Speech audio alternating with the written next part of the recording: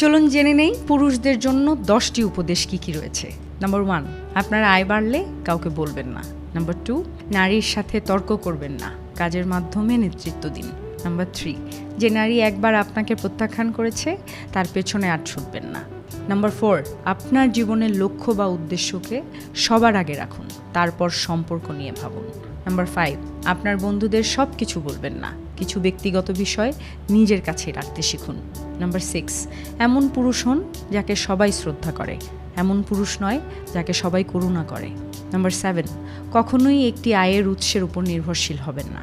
Number 8, আপনি যে নারীকে বেছে নেবেন তিনি আপনার সাফল্যের উপর প্রভাব ফেলবেন, তাই ভেবে চিন্তে সিদ্ধান্ত নিন।